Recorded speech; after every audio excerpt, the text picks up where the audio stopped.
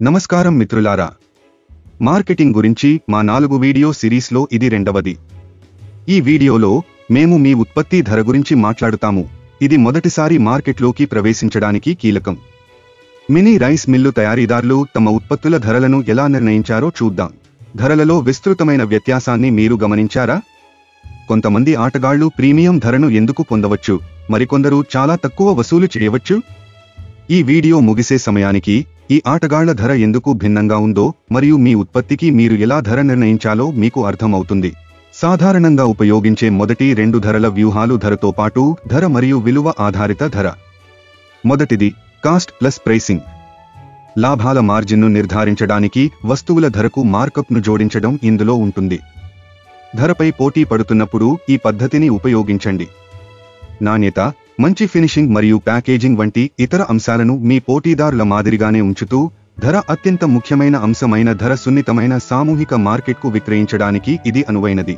ఉదాహరణకు, 1 కిలోగ్రాము బియ్యం ఉత్పత్తి వ్యయం ₹40 అయితే మీ పోటీదారులు కిలోగ్రాముకు ₹50 కంటే తక్కువకు విక్రయించడం లేదని భావించి, మీరు మీ ధరను కిలోగ్రాముకు 30% నుండి 35% మార్జిన్ వద్ద, అంటే ₹50 వద్ద నిర్ణయించవచ్చు. రెండవది విలువ ఆధారిత ధర. ఈ వ్యూహం ఉత్పత్తి ధర కంటే వినియోగదారునికి గ్రహించిన విలువ ఆధారంగా ధరలను నిర్ణయిస్తుంది. నాణ్యత, మంచి ఫినిషింగ్ మరియు ప్యాకేజింగ్ వంటి ధర కాకుండా ఇతర కారకాలపై పోటీ పడుతున్నప్పుడు ఈ పద్ధతిని ఉపయోగించండి. ధర కంటే నాణ్యత మరియు ప్యాకేజింగ్ ముఖ్యమైన మధ్య నుండి అధిక ఆదాయ మార్కెట్లకు ఇది అనువైనది. ఉదాహరణకు, 1 కిలోగ్రాము ఉత్పత్తి వ్యయం ₹50 అయినప్పటికీ మెరుగైన మంచి ఫినిషింగ్ లేదా ప్రీమియం ప్యాకేజింగ్ వంటి ఉన్నతమైన నాణ్యత కోసం ప్రీమియం వసూలు చేయడానికి మీరు మీ ధరను కిలోగ్రాముకు ₹55 నుండి ₹60 వరకు నిర్ణయించవచ్చు. ఇవి కాకుండా మీరు ఇతర వ్యూహాలను కూడా పరిగణించవచ్చు. ప్రారంభంలో వినియోగదారులను ఆకర్షించడానికి మరియు మార్కెట్ వాటాను పొందడానికి తక్కువ ధరలను నిర్ణయించడం, తరువాత క్రమంగా ధరను పెంచడం. ప్రారంభంలో కొత్త మరియు ప్రత్యేకమైన ఉత్పత్తులకు అధిక ధరలను నిర్ణయించడం, తరువాత పోటీ పెరిగే కొద్దీ వాటిని తగ్గించడం. ఒక ఉత్పత్తిని చౌకగా కనిపించేలా చేయడానికి ₹100కు బదులుగా ₹99కు సెట్ చేయడం వంటి మానసిక ధరలను ఉపయోగించడం.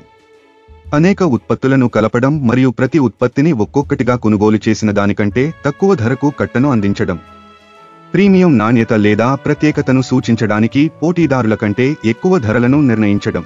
మార్కెట్ డిమాండ్, పోటీ మరియు ఇతర బాహ్య కారకాల ఆధారంగా ధరలను నిరంతరం సర్దుబాటు చేయడం.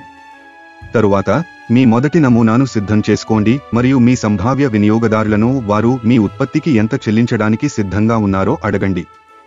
All the best. మరిన్ని వీడియోల కోసం వ్యాపార్ కోచ్ ఛానల్కు సబ్స్క్రైబ్ చేసుకోండి.